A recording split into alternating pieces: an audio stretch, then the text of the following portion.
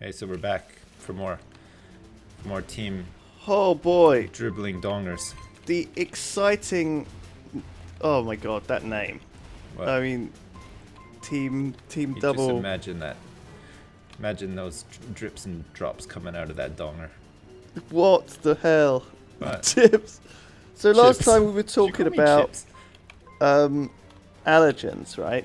Yeah. And obviously babies and stuff as well. And I thought that one of the things that they say is that you should let your baby like roll around in the dirt and stuff and be exposed to lots of bacteria and build up these immunities to stuff. And that's apparently one of the things that babies don't get if they're born on cesarean section, because apparently one of the things that a baby gets given when it's born the traditional manner is they basically get this big wash with a load of bacteria as they're born.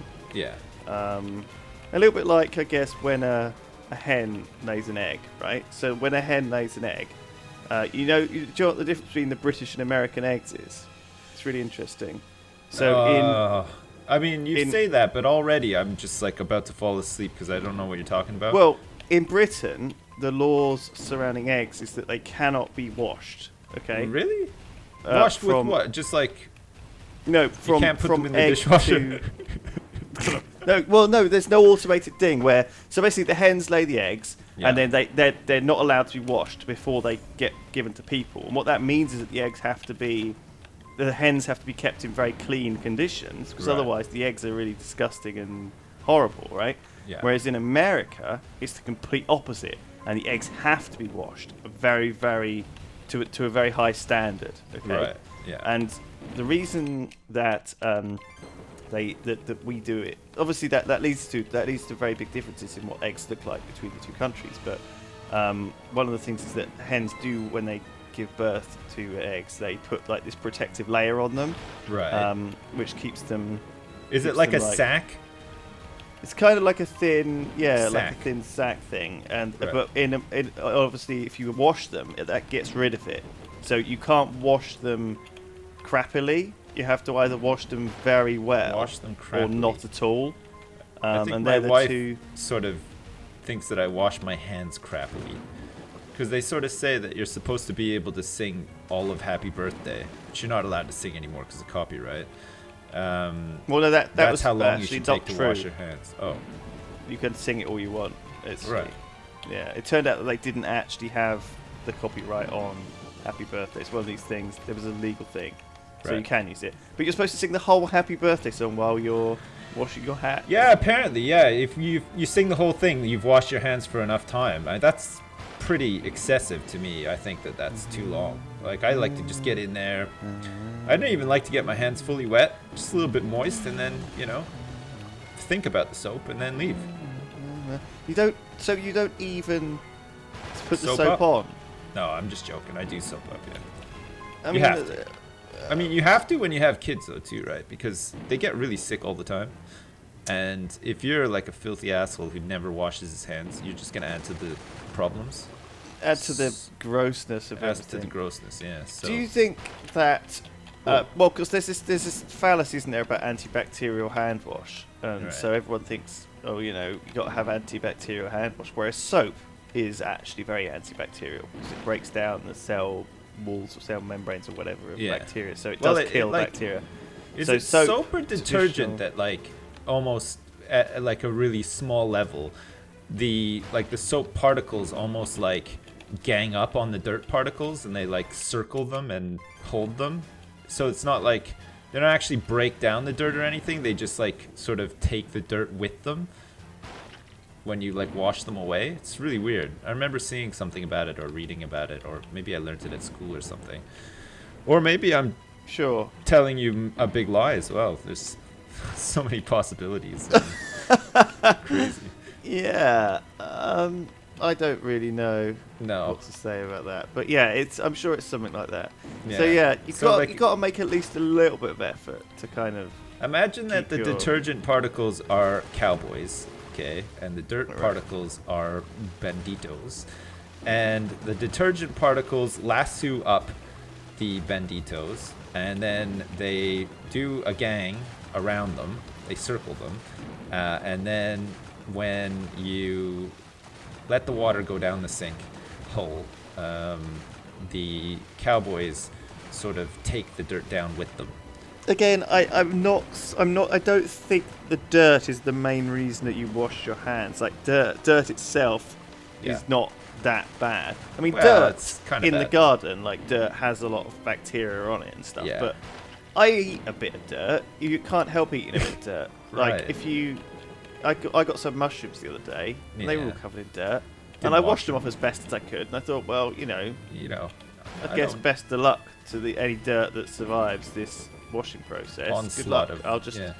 And then I cooked them up, but a lot of people would eat them raw, Yeah. And so you probably do end up eating a lot of dirt, and those sort of low-level soil bacteria are not a problem for most people who have sort of decent immune systems. Yeah. If you've got some sort of compromised immune system, then it can be potentially a problem to eat a big load of dirt. I would guess, but maybe not. It's probably worse to just get it into your cuts and stuff. So I think basically what I'm saying is, do you let your kids, or will you let them play in the dirt? Because you should do, I think. Yeah, maybe. I mean, we let our son, but obviously we don't let a 2-month-old roll around in dirt. Because that's, I don't think, very good. I mean, I think I get a sense that maybe you're heading towards, hey, Sips, remember all that shit that was at the side of your house in Shit Alley? Like, why don't you let your kids subject themselves to that? Because it's going to do wonders for their germ database. What doesn't kill them, Sips, makes them stronger. I don't, well, mate, you might be right. Hey, guess what? I got some good news. I passed the 2nd level on difficult, and man, it was hard. Congrats, I think that took me like 3 episodes to do. I'm sorry about that. Anyway, I'm moving on to the Badlands. Moving on to the Badlands. Cool. Difficult. Oh, God. Well, I've run out of all possible things to talk about now. I've exhausted everything. Send me your best and kindest and warmest regards. If you send an email to somebody, like let's say you've been dealing with Virgin Media. I don't even know if you use Virgin Media, but let's just pretend that you do. And you send an email to their head of accounting and you say, hey, you guys sent me like a bill that's not for me to pay. Can you help me out? How would you sign off that email? Would you just say like regards, kind regards, sincerest regards?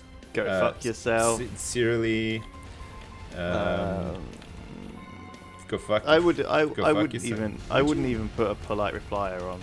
Really? I think these days, right, you can kind of tell whether someone has sent you an email or tweeted. Well, I can from their phone. Yeah. As opposed to their PC, okay? Right. Because if people tweet from their phone, it automatically puts a capital letter on the first after a full stop and on the first thing of the message, right? So people's grammar has actually improved, or at least their use of punctuation things and putting capital letters in has actually improved because of iPhones, which is kind of interesting because it used to be the opposite, right? It used to be that people who were using phones would use all this text speak and shit, and they, have all this terrible, grammatically incorrect crap, where they squeeze words together and all sorts of crap. But now, phones are actually more better than they make you more better at spelling and the grammars too. And that, yeah. Also. I think you're right, actually, and they're more funner to use. Because when I chat to people online, I realise that I was obviously. I mean, you could tell all my replies because they're all lowercase. Well, no punctuation. I've seen your Tinder grammar profile. I'm surprised that anyone wants to go on a hot date with you, because they must see your replies. Like, can you use Tinder on the PC? Want to meet at the mall? And you're like, yee, mate. Yee. Meet you there. And then I just wonder, these people probably see you coming from a mile away. They're probably like, okay, well, this guy clearly has an IQ of like 70 and is probably not going to be an interesting person to do a cross stitch at the mall with. So yeah, I mean, I'm just gonna block him on Tinder and never date him again. And happens a lot. Yeah, I mean, it's 2016, Lewis. You've been a bachelor for a little while now, haven't you? Yeah. And I feel like 2016's something's got to give. And by that I mean someone's got to give you. Are you offering? Well, I mean, I've kind of. I know you'd be keen to get me over to Jersey. I've kind of got other things to do, but I mean, I don't mind helping you. Right. Land a date. You're going to be my wingman. Yeah. You're going to set me up. I can be like Will Smith in that movie, where he like helps people get on dates and stuff. Are you exposed to many women? Yeah. I've exposed wrong, myself actually. to lots and lots of women. So, are you? I mean, where do you? I mean, obviously, like the only, I guess, women you would be meeting though in your everyday life would be local play group. Single moms? Well, they don't actually congregate in my garage, funnily enough, so that's not strictly true. Well, no, but other moms. Like, my wife's friends who all have kids of their own, roughly around the same age as my kids, and stuff. Holy shit! Do you know what just happened? I just one-shot level 3 on difficulty difficult. Well done. Thanks, man. I have a new level I can try now. It's called New Madrid. Do I dare? So I'm not sure I'm interested in hooking up with a single mom from Jersey. Wait, why not though? I mean, all the work's done. What do you mean all the work's done? A single mom has it's like you just inherit a family and you don't need to do any of the work.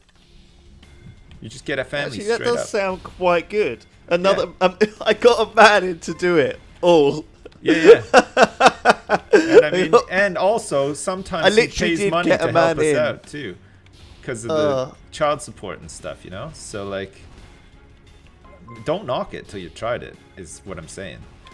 And beggars can't be choosers. It's sounding better and better by the minute. Yeah. Do you want me to hook you up with some hot mums? Let's do it.